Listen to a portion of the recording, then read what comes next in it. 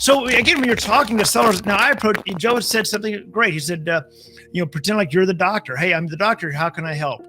I like analogies as well. Again, you never have to convince the seller. So here's my analogy because I like food. The sellers want enchiladas, right? They want the rice, the beans, the chicken enchilada, and all that. They put their for sale by owner sign in the yard, and they want enchiladas. Well, I'm not trying to tell them not to get enchiladas. I'm just saying, hey, I know you want enchiladas. I don't see any enchiladas coming. I don't see someone coming along with full price. Joe loves my analogies. He loves my analogies and my graphics. So I don't see any enchiladas coming, seller. I don't see anybody coming. So what do? I go, look, I know you want enchiladas. I have fajitas. I got beef fajitas, chicken fajitas, rice, beans, what you want. I got it all.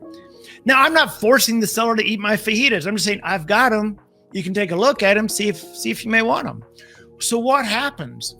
The seller's not getting the enchiladas, and he sees I have fajitas. What happens? When the seller sees there's absolutely no enchiladas coming, nobody's writing him a check or sending a wire for the full price. He goes, well, hey, wait a minute.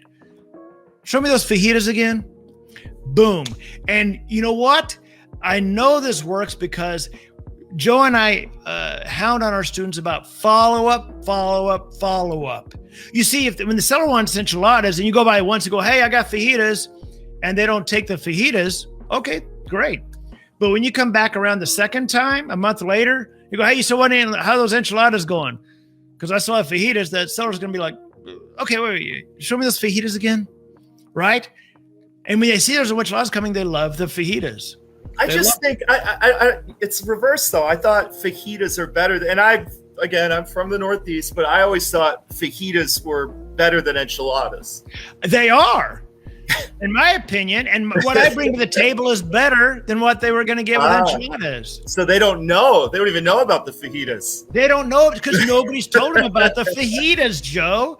Right? Now I get it. I didn't even know y'all had Mexican food up in Scranton, Pennsylvania. I couldn't imagine. We don't even have cars. We have horse and buggies. You have horse and buggies up in Scranton, don't you? Yep. I couldn't imagine how bad the Mexican food is in Scranton, Pennsylvania. I'm sure it's no comment on that one. Not great. Yeah. Now, a lot of people, so what do is you are the superhero. You get to help them by helping sellers that can't sell and buyers that can't buy. Right? So you simply show the seller how much more they're going to make with the lease option. You put the contract together, you market it to the end buyer, Facebook marketplace, online ads, signs in the yard, just like you saw Lisa standing behind our signs earlier. And you help the seller that can't sell and the buyer that can't buy. Now, inevitably, we have people that want to be the superhero, want to be the doctor, but they say, no, wait a minute, John, I'm scared of sellers. I bet they ask a lot of really tough questions, don't they? Well, they do have one question in particular.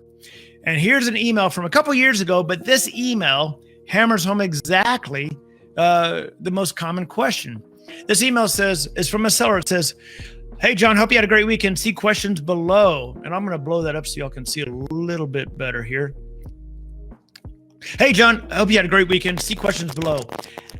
Average time frame to locate a client or buyer. What is that seller asking? Average time frame to locate a client buyer. And that's the most common question, by the way. What is that seller asking? That seller's asking, how quickly can you find somebody? So what does that translate to?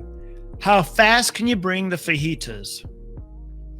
Joe, how many times have you talked to sellers and they ask you how soon can you find somebody?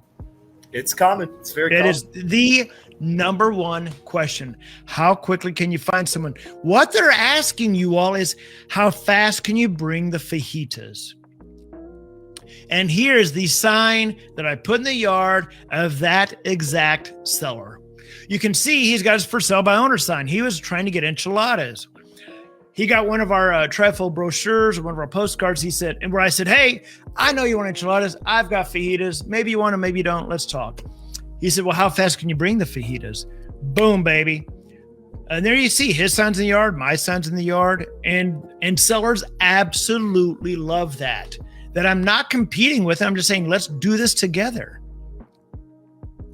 So who are these buyers? Well, these buyers are people that want to buy a house, and they've probably owned a house before. Matter of fact, I would say approximately 70%, maybe 75% of the buyers that we work with have actually owned a home before. But now they're in transition phase, they're trying to get moved, but they just need a little bit of time. Now, yes, sometimes we have people that have some credit issues. You'd be shocked at how many people that we work with, that we approve, that have almost no credit issues. It's just that they're self-employed. So we've helped people that were self-employed, that were divorced mom and dads, widows, traveling nurses, executives. We work with a lot of people that are self-employed. When you're self-employed, lenders look at you as, a piece of garbage. We look at you as a potential customer.